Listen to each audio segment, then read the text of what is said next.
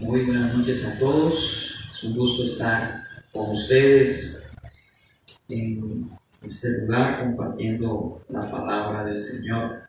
Hoy continuamos con nuestro discipulado con neumatología. Esta es la segunda parte del tema que hemos venido desarrollando desde hace 8 días.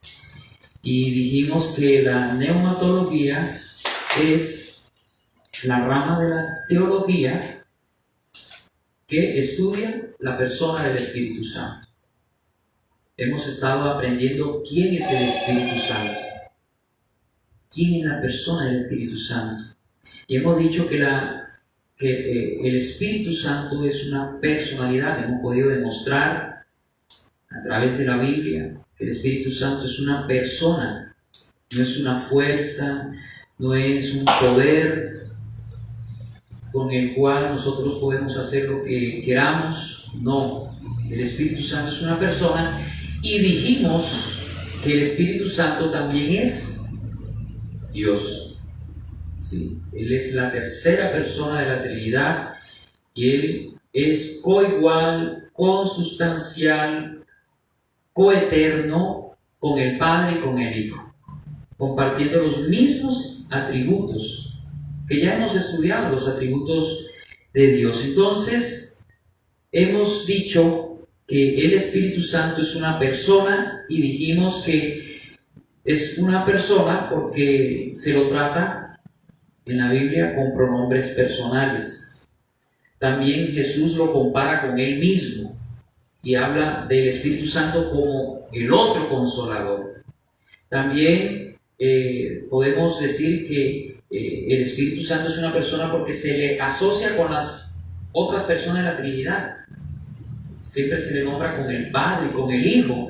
También podemos decir que es una persona porque puede pensar y tomar decisiones, como ya miramos. El Espíritu Santo también se entristece, siente amor. También se le puede mentir, como miramos nosotros en Hechos 5, 3 al 4. También se le puede blasfemar.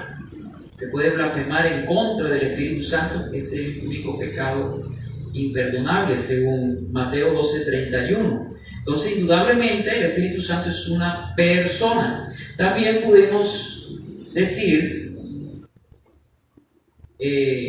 sigamos más adelante,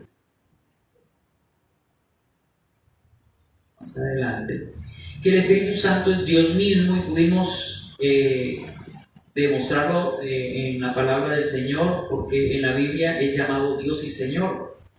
El Espíritu Santo posee atributos divinos como eternidad, omnipresencia, omnipotencia, omnisciencia. Todo eso lo pudimos ver en estos pasajes que aquí nosotros miramos. Muchas veces en la iglesia cristiana, a pesar de que conocemos esto, de que Él es una persona y que Él es Dios mismo, muchas veces se le trata como una fuerza, como un fuego, como algo que yo tengo que sentir, y que si yo no tiemblo y si no convulsiono, el Espíritu Santo no me tocó. Eso es una idea errada. Yo recuerdo que en muchas ocasiones, en muchas reuniones en las que yo estuve en el pasado, yo miraba que la gente se caía, unos tenían ciertas manifestaciones que para mí, pues yo miraba eso y me parecía un poco extraño. Y yo decía, bueno, ¿por qué a mí no me pasa? Me sentía como bicho extraño. Bueno, el Espíritu Santo no me tocó. No me tocó, decía yo. Porque no hacía así, o porque no me caía, o porque... Sí, y eso es una idea errada. Porque el Espíritu Santo puede tocar nuestros corazones a través de la palabra, transformando nuestras vidas. Tú no tienes que sentir algo externo para decir que el Espíritu Santo te tocó. Sencillamente hay que entender que el Espíritu Santo vive dentro de nosotros, y no es que necesitemos más del Espíritu, sino que el Espíritu Santo quiere tomar más de nosotros, dominar más áreas de nuestra vida, de nuestros pensamientos, de nuestras emociones. El Espíritu Santo quiere tomar más de tus pensamientos, más de tus emociones, ir formando ese carácter en ti. el carácter de Cristo. Y esa es la obra del Espíritu Santo que hoy quiero precisamente enseñarles a través de la palabra del Señor. Ya demostramos que el Espíritu Santo es una persona y que el Espíritu Santo es Dios. Pero hoy vamos a enfocarnos más que todo en el estudio de la obra del Espíritu Santo. ¿Qué hace el Espíritu Santo? Primero que todo vamos a mirar la obra del Espíritu Santo sobre los incrédulos. ¿Qué es lo que hace el Espíritu Santo con los incrédulos? Y también vamos a mirar, en segundo lugar en esta noche, la obra del Espíritu Santo en la iglesia.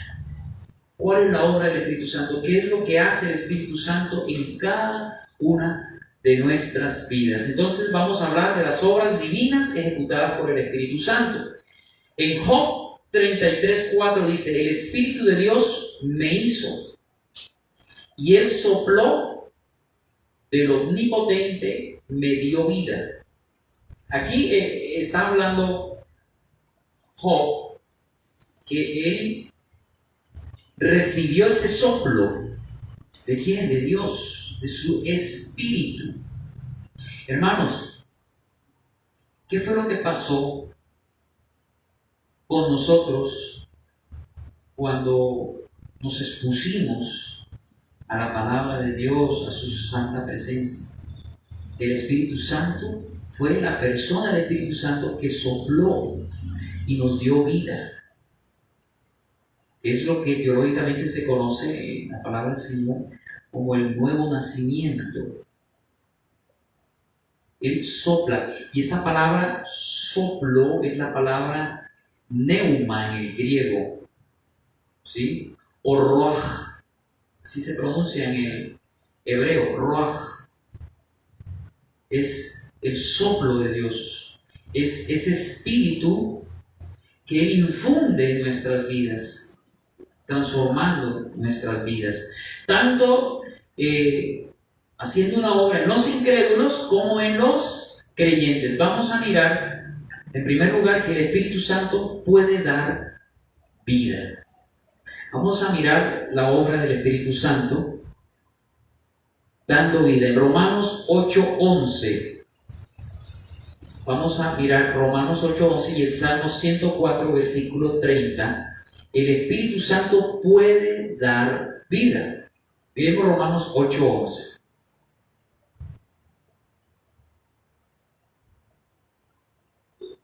¿Qué dice Romanos 8:11? Bueno, leamos acá. Romanos 8:11. Si alguno lo encontró, dígame y lo lee. Romanos 8:11. ¿Quién lo encontró?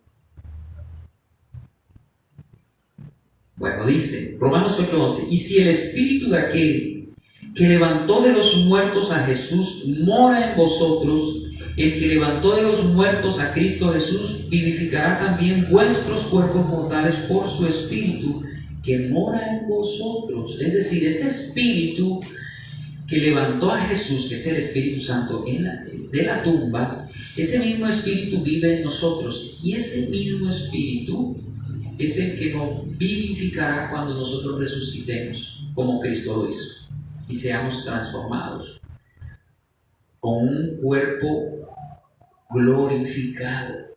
Eso hace el Espíritu Santo, esa es la obra del Espíritu Santo. También podemos mirar en el Salmo 104, versículo 30, Salmo 104, versículo 30. ¿Diana lo tiene? Pero si envías tu Espíritu, son creados y así renuevas la faz de la tierra. Eso hace el Espíritu Santo, renueva la faz de la tierra. ¿Ustedes se acuerdan de Génesis 1, versículo 1 y 2? Que el Espíritu Santo se movía sobre las aguas. Esto en el original hebreo es: el Espíritu Santo se puso como una gallina encima de los huevos para empollar los huevos. Eso mismo hizo el Espíritu Santo con el planeta. Fue el Espíritu Santo quien dio vida al planeta. fue el que puso orden al planeta, así como el Espíritu Santo cuando llega a la vida de una persona nos da vida y pone orden.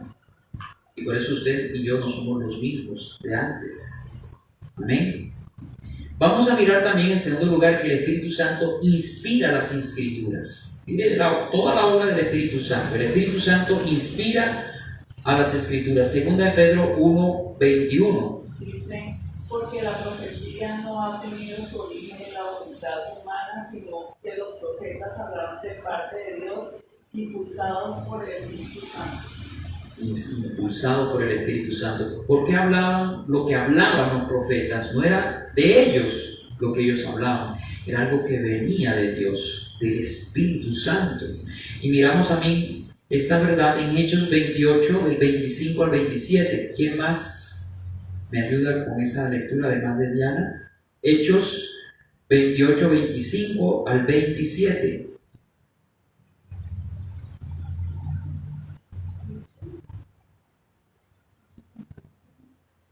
Hechos 28, 25 al 27. Dice, no pudieron ponerse de acuerdo entre sí y comenzaron a irse cuando Pablo añadió esta última declaración. Con razón el Espíritu Santo les habló a sus antepasados por medio del profeta Isaías diciendo, ve a ese pueblo y dile, por mucho que oigan no entenderán, por mucho que vean no percibirán, porque el corazón de este pueblo se ha vuelto insensible. Se les han embotado los oídos y se les han cerrado los ojos. De lo contrario, verían con los ojos, oirían con los oídos, entenderían con el corazón y se convertirían y los sanarían. Eso fue lo que pasó con Israel, porque Israel resistió al Espíritu de Dios. Ellos fueron embotados, su mente fue entenebrecida, porque el Espíritu Santo siempre quiso hablarles, pero ellos no quisieron. Y eso es lo que pasa, hermanos, cuando nosotros rechazamos. Aún hay muchos cristianos que tienen, sí, son cristianos, tienen al Espíritu Santo de Dios, pero en cierta forma están endurecidos en sus corazones y no quieren escuchar. No quieren escuchar. ¿Y qué pasa? El Señor tiene que disciplinarlos, azotarlos, porque Dios al que ama disciplina y azota al que toma por hijo. También miramos que además de que el Espíritu Santo puede dar vida y inspira la Escritura, el Espíritu Santo se encarga de administrar la iglesia de acuerdo a los dones.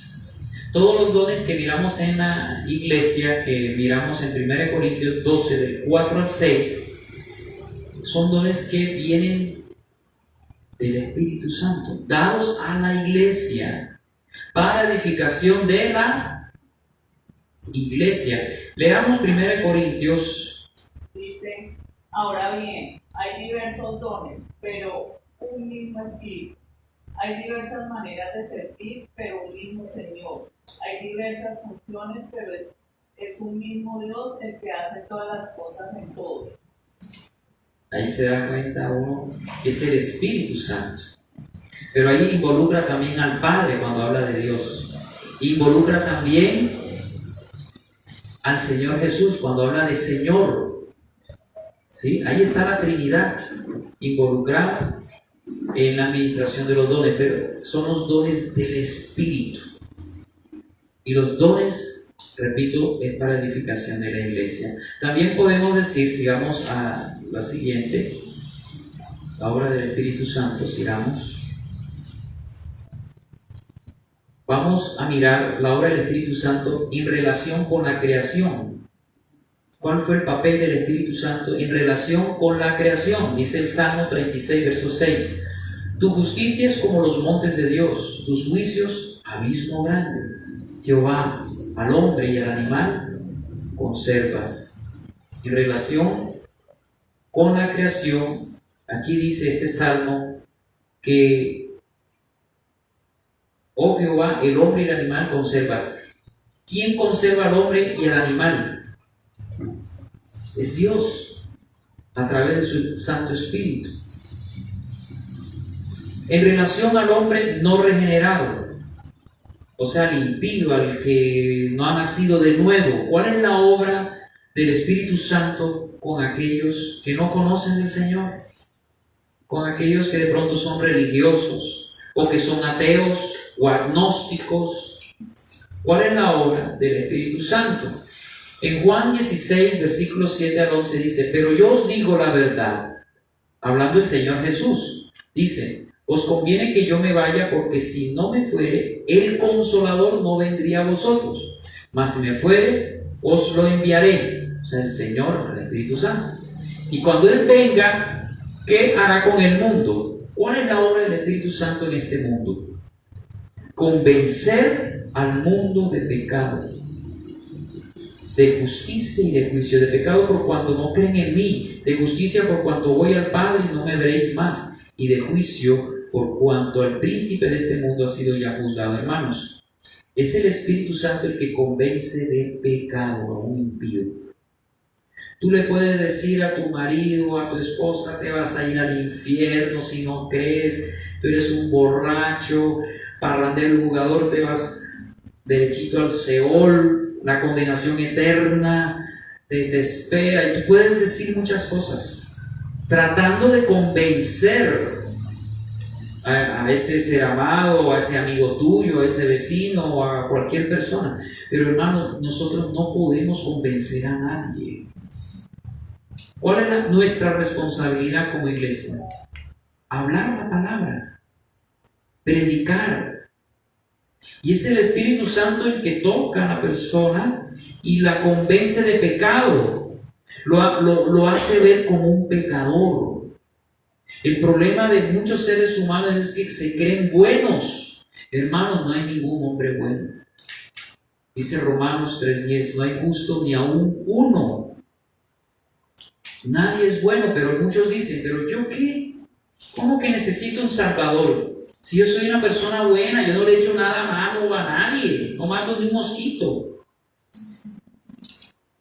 Eso dicen algunos y piensan de sí mismos, pero la verdad es que todos hemos pecado, y por cuanto hemos pecado, dice Romanos 3:23, hemos sido destituidos de la gloria del Señor. Todos nosotros somos hombres pecadores que merecemos el infierno. Pero muchos dicen: yo, el infierno, si yo no he hecho nada malo. Yo recuerdo una vez cuando por teléfono hablé con un tío mío que estaba mal en el hospital. Él estaba mal del corazón, le había dado un preinfarto, las arterias las tenían taponadas y todo eso. Entonces yo quise llamarlo, hablar con él, compartirle la palabra del Señor. Entonces cuando yo empecé a hablarle a él del Evangelio de Cristo, de la obra de Cristo, de quiénes somos nosotros, y que nosotros necesitamos salvadores, pero yo no necesito un salvador. O sea, yo no le he hecho nada malo a nadie. Yo le decía: tío, no, todos hemos pecado contra Dios y hemos hecho cosas malas y merecemos el infierno, y por eso es que necesitamos un salvador, y ese es el que te estoy presentando. Y ni prestó atención, me cambió hasta de tema. Y algunos meses después murió, falleció. Es lastimoso, ¿cierto? Muchos tienen la oportunidad, ¿cierto?, de escuchar. Pero bueno, uno dice: pero es que la gente no cree, es que la gente no oye. Yo los invito, les hablo.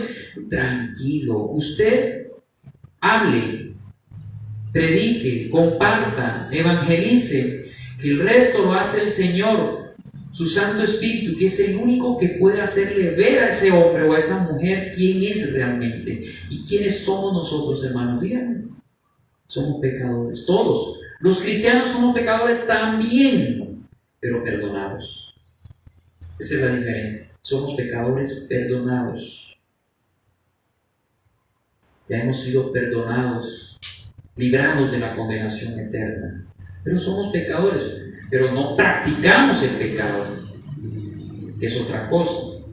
Somos pecadores. en el sentido de que cometemos pecados, seguimos cometiendo pecados, pero por esos pecados murió Cristo, por tus pecados pasados, presente y futuro.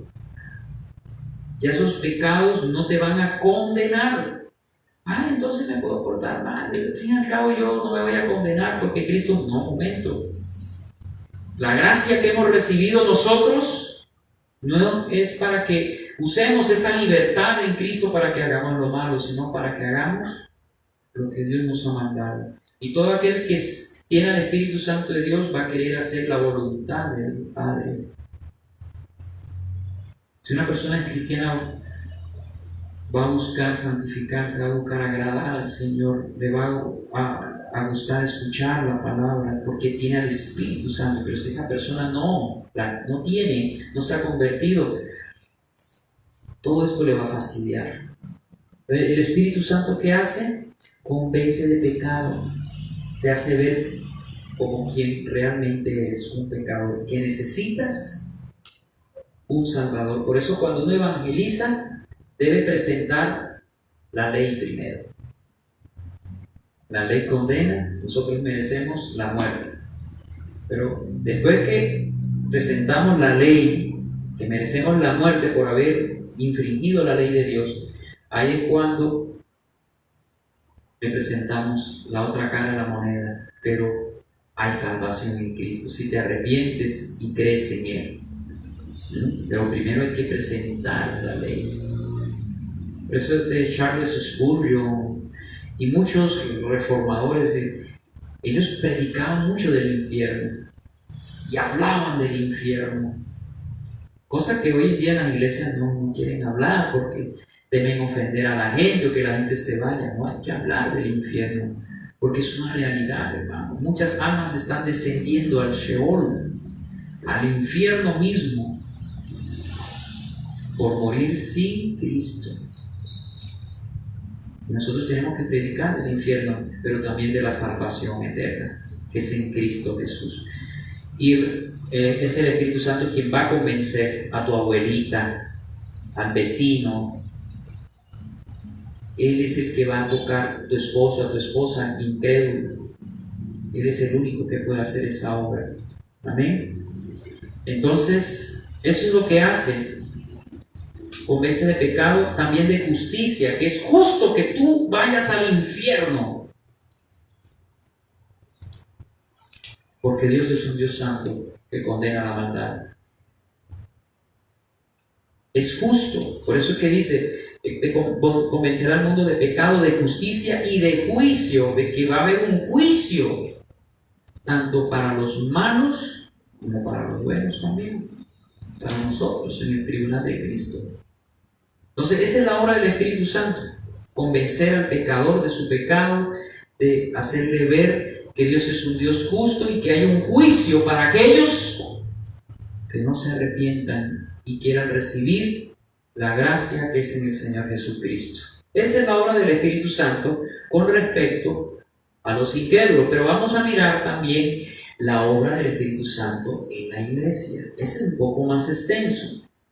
¿Cuál es la obra del Espíritu Santo en los creyentes? Primero, regenera. Lo primero que hace el Espíritu Santo en una persona cuando recibe al Espíritu Santo es regenerarlo. Mira lo que dice Juan 3, del 3 al 6, hablando Jesús a Nicodemo, uno de los principales fariseos.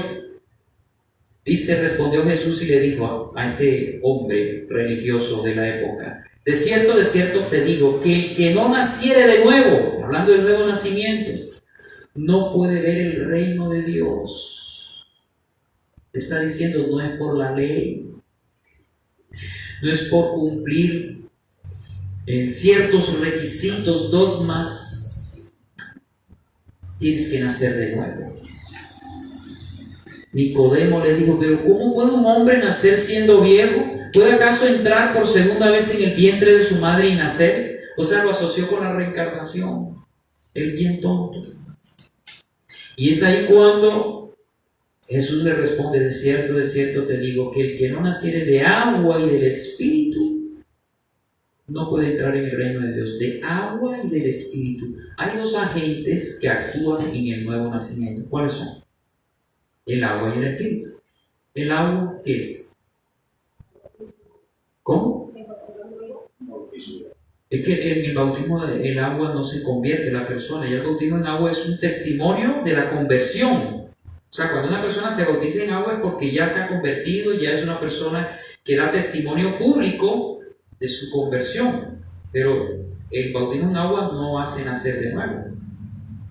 Entonces no se está refiriendo al bautismo en agua, se está refiriendo aquí, Efesios 5, por el lavamiento de la palabra de Dios. El agua, aquí en este pasaje, simboliza la palabra de Dios y el Espíritu Santo. Para que una persona sea engendrada, ¿qué necesita? El esperma del hombre y el óvulo de la mujer, dos agentes. Si uno de los dos falta, no hay criatura, no hay bebé, ¿cierto? Así es en el nuevo nacimiento. En el nuevo nacimiento influyen dos agentes. Para que una persona nazca de nuevo se necesita la palabra de Dios, que es la semilla, esa semilla incorruptible que habla Pedro, es el esperma de Dios, es la semilla, y el Espíritu Santo, es como el óvulo. Entonces se necesita agua, es decir, palabra de Dios, y el Espíritu Santo para que una persona nazca de nuevo. En Efesios 1, 12 y 13, ¿qué dice? Que cuando nosotros oímos el Evangelio de Cristo, el Evangelio de nuestra salvación, ¿qué pasó? Nacimos de nuevo, somos nuevas criaturas. La palabra del Señor es la que, con el poder del Espíritu Santo, hace que una persona se convierta, nazca de nuevo. Ese espíritu que estaba muerto vuelva a la vida, resucite. Y esa es la obra del Espíritu Santo. Toma la palabra de Dios, la pone en tu corazón y hace que tu espíritu nazca de nuevo. De ese nuevo nacimiento está hablando Jesús a Nicodemo. ¿Entendieron? Esto es una doctrina, la doctrina del nuevo nacimiento, en donde se involucra la persona del Espíritu Santo, que utiliza la palabra de Dios para engendrar vida en nosotros. Amén. Sigamos. No solamente regenera, sino que bautiza. Bautiza. Mira, esta palabra bautismo, que la palabra baptizo en el griego significa unión, amalgamiento. Es decir, que cuando nosotros recibimos al Espíritu Santo de Dios, ¿qué pasa? El Espíritu Santo de Dios nos une al cuerpo de Cristo y empezamos a ser parte del cuerpo espiritual de Cristo, que es la iglesia. 1 Corintios 12, 13, ya lo vamos a mirar. Mire lo que dice Juan 1, 32 a 34. También dio Juan testimonio diciendo: vi al Espíritu que descendía del cielo, está hablando Juan el Bautista, como paloma, y permaneció sobre él, y yo no le conocía, pero el que me envió a bautizar con agua, aquel me dijo: sobre quien vea descender el Espíritu y que permanece sobre él, ese es el que bautiza con el Espíritu Santo. Juan bautizaba en agua para arrepentimiento. Era un bautismo que los judíos utilizaban, eso en el Antiguo Testamento lo utilizaban más que todo con gentiles, para que los gentiles se purificaran, hicieran parte del pueblo de Dios. Pero luego se utilizó con los mismos judíos, simbolizando de que también los judíos necesitaban lavarse, purificarse de sus malas conciencias. Entonces, el bautismo de Juan fue un bautismo de arrepentimiento, pero el bautismo de Jesús es con el Espíritu Santo. ¿Qué pasa cuando una persona recibe a Cristo en su corazón? Es bautizado con el Espíritu Santo. El Espíritu Santo llega sobre esa persona, hermano.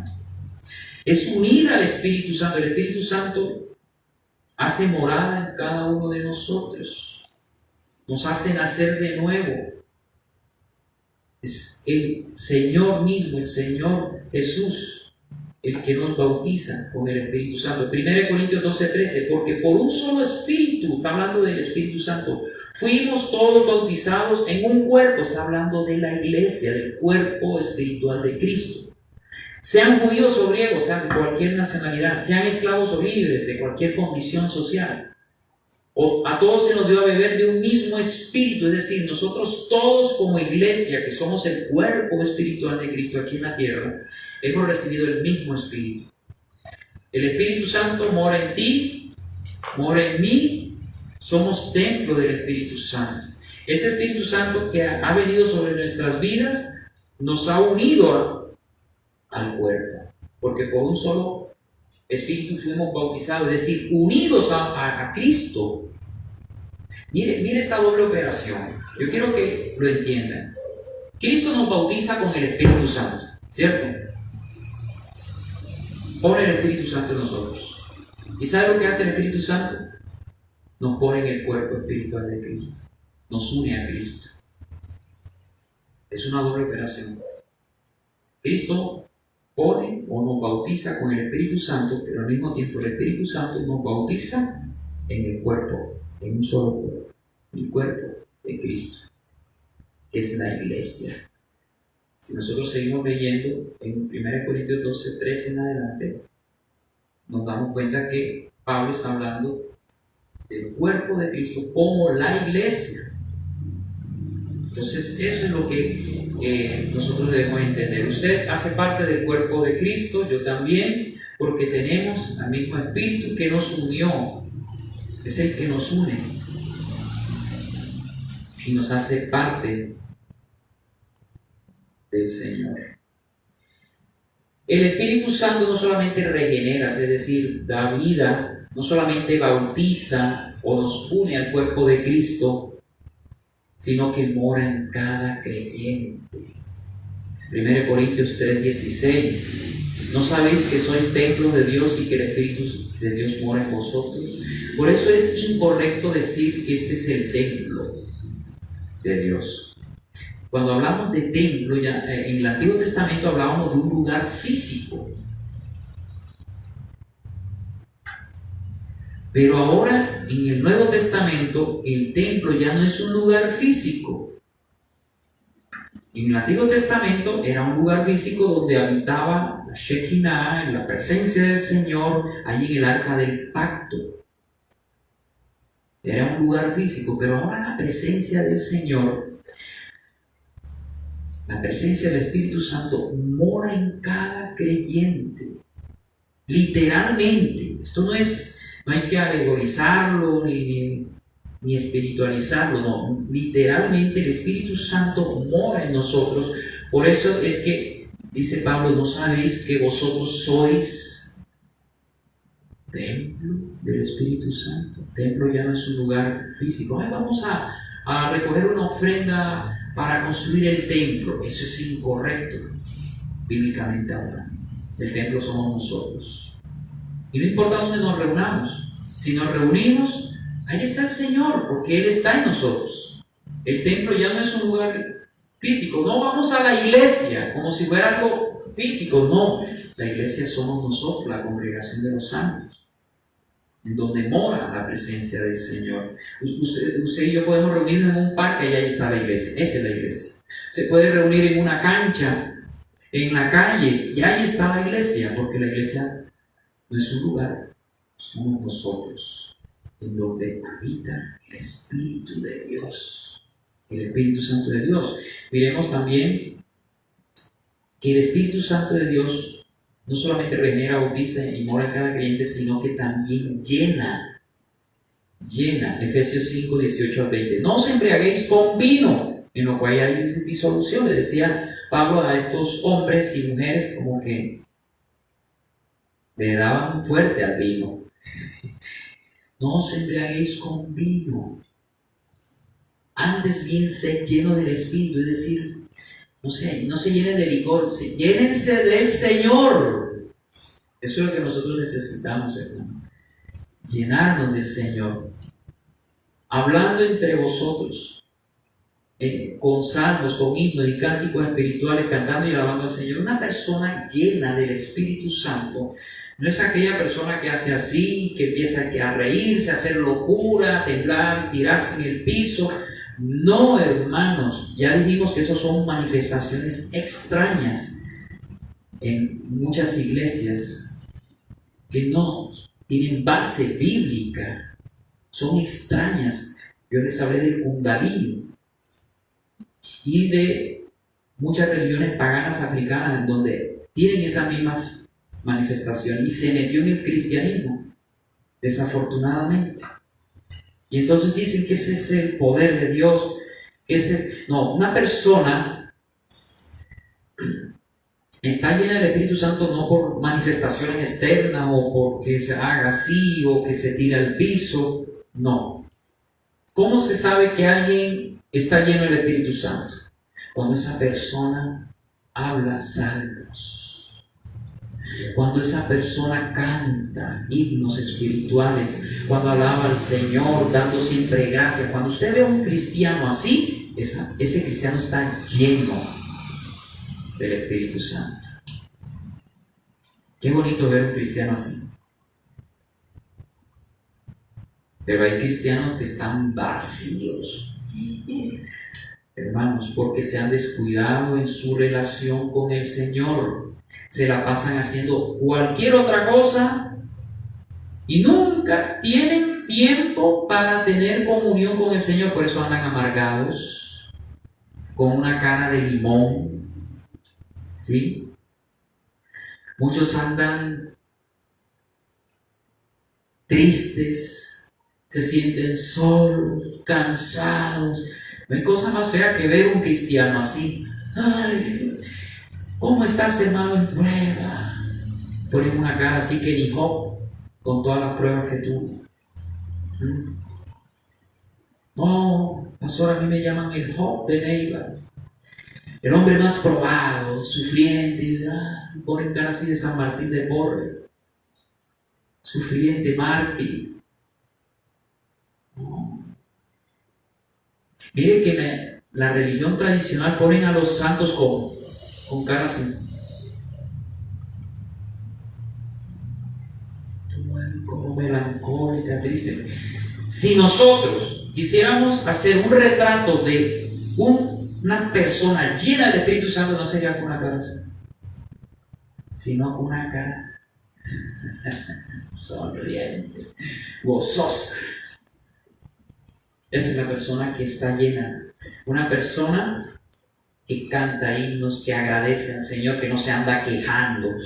Porque uno a veces mira a cristianos quejándose por todo. En vez de dar una alabanza al Señor, lo que hacen dar a Dios es una quejabanza. Así le digo yo. No de quejabanzas al Señor, de alabanza, alabe al Señor. Pero es que no siento alabarle, estás vacío del Espíritu Santo. Pero ¿cómo hago para que el Espíritu Santo llene mi vida? Busca con una intimidad conmigo. No, pero para mí es fácil, no sé, yo me pongo a orar y me duermo.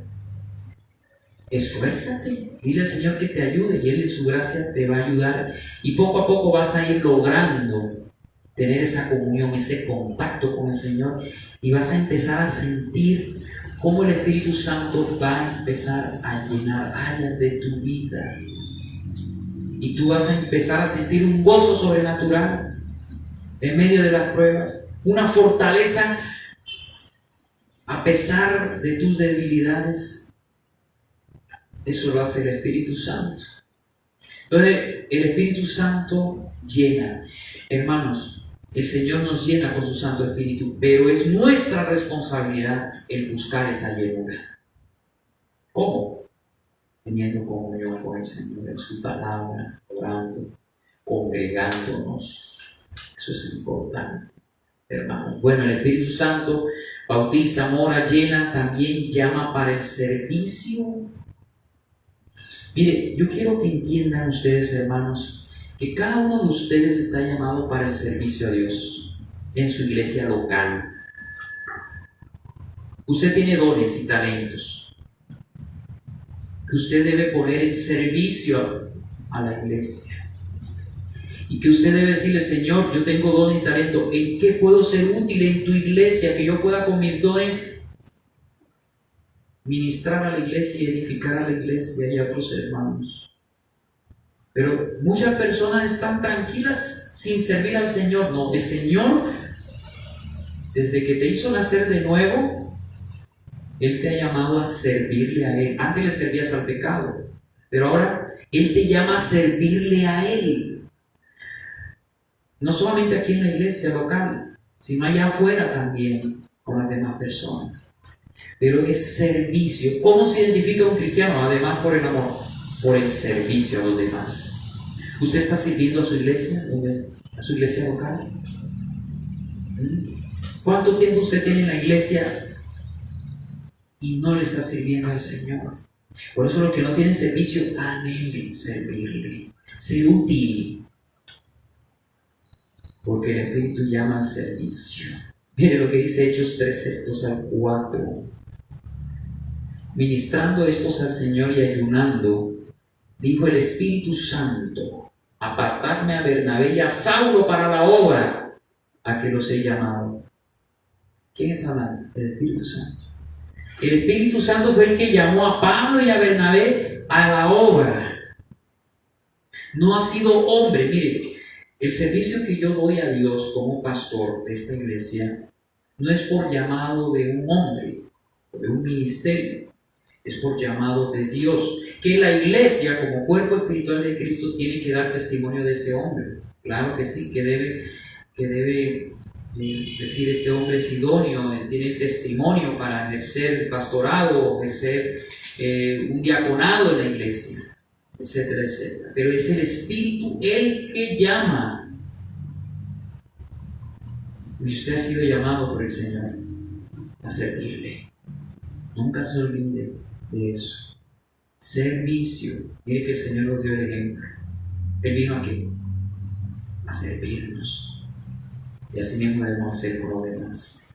Sirva a su iglesia, sirva a la gente allá afuera con sus dones, con sus talentos. Sirvan, porque a eso nos ha llamado el Señor, a todos nosotros, a unos a ser predicadores, pastores, maestros, otros evangelistas, otros en el grupo de alabanza, otros según los dones que ha recibido. Pero todos estamos llamados a servir al Señor en cualquier área o ministerio dentro de la iglesia. También el Espíritu Santo, ya vamos terminando, produce el fruto de la semejanza a Cristo. Gálatas 5, 22 y 23. Pastor, ¿cómo hago yo para ser más amoroso con mi esposa? ¿Cómo hago yo para yo sentir gozo y no andar amargado? ¿Cómo hago yo para tener dominio propio? ¿Cómo hago yo? Es que tú no puedes hacer nada para eso. La obra es del Señor. Lo vamos a mirar. Gálatas 5, 22 y 23. Mas el fruto del Espíritu. ¿De quién es el fruto?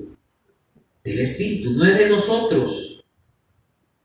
Es amor, gozo, paz, paciencia, benignidad, bondad, fe, mansedumbre, templanza. Contra tales cosas no hay ley. Hermanos, si tú quieres amar como Cristo amó, si usted quiere gozarse en medio de las tribulaciones, si usted quiere sentir paz, paciencia, benignidad, bondad, fe, mansedumbre, templanza, todo eso, si usted quiere tenerlo en su vida, debe estar usted unido al Señor. Juan 15. Yo soy la vid verdadera, vosotros los pámpanos. Nadie puede llevar fruto si no está unido a la vid. ¿Y quién es la vid? Jesucristo. Usted y yo tenemos que estar así unidos. Cristo es el árbol, es la vid.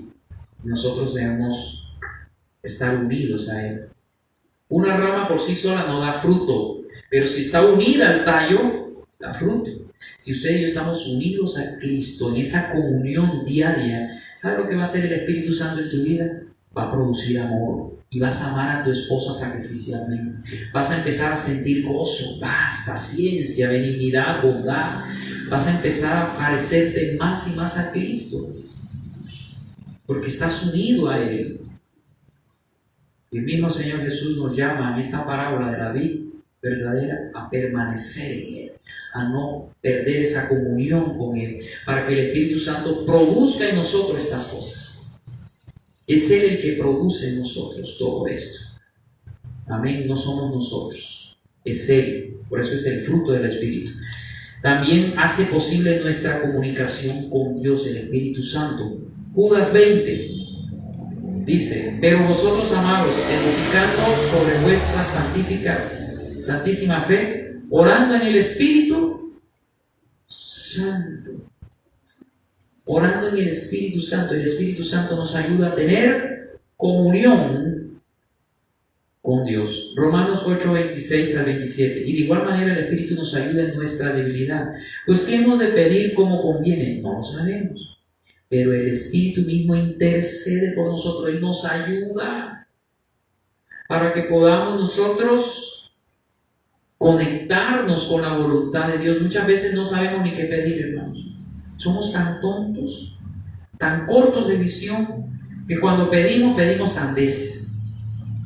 ¿Y sabes lo que hace el Espíritu? Ay, cállate, yo te ayudo. Y es el Espíritu Santo el que conoce la mente de Dios, el que intercede por nosotros para que la voluntad del Padre se dé en nuestras vidas. Hermano, Él intercede, Él nos ayuda en nuestra comunicación con el Señor. Miren toda la obra del Espíritu Santo en nosotros. Además, Él es el consolador. Él es nuestro abogado. Él es el que nos sostiene en los momentos más difíciles. Cuando usted esté pasando una prueba, una dificultad, es el Espíritu Santo el que trae consuelo, paz en tu corazón. Es Él, hermanos. Esa es la obra del Señor en nosotros. ¿Qué tenemos nosotros que hacer para ir terminando con este tema? Dispóngase, abandónese en los brazos del Señor y diga: Señor, ¿qué quieres que yo haga? Disponga su corazón. Preséntese tal cual como usted es delante del Señor. Soy un hombre pecador, tengo estas debilidades, Señor, y perdóname por estos pecados. Se los nombra por nombre propio. Y ayúdame, Señor, en esta debilidad. Y empieza a trabajar con el Señor. En esa debilidad el Señor lo va a ayudar en su gracia. Y lo va a ir santificando con su palabra. Y lo va a ir llevando por el camino que es. Pero debemos dejarnos guiar por el Espíritu. Es el Espíritu Santo el que nos habla y el que nos va dirigiendo. Mire, yo siento cuando el Espíritu Santo me habla, pero no es algo audible. No es que yo escuche: oh, Gaby, aquí estoy, esto es mi voluntad para ti. No. Pero yo siento en mi espíritu cuando Él me habla. Es algo que no puedo expresar. Siento y Él me hace ver cosas, me hace entender cosas que uno dice: Señor, gracias. Es algo tremendo cómo uno siente al Espíritu Santo y cómo el Espíritu Santo le va mostrando y le va guiando. Es hermosa la obra del Señor. Es hermosa.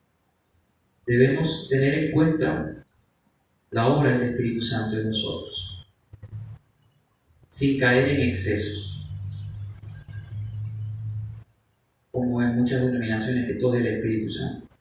Porque el que debemos levantar aquí es a Cristo, porque el Espíritu Santo vino ¿a qué? A glorificar a Cristo. Nosotros levantamos a Cristo, el Espíritu Santo glorifica al Señor y por tanto nosotros como iglesia glorificamos al Señor Jesús. Pero no debemos de conocer la obra del Espíritu Santo, que es una obra preciosa. Déjese trabajar por el Señor, déjese dirigir, obedezca, para que Dios vaya obrando en usted y cada día usted se parezca más y más a Cristo. Amén.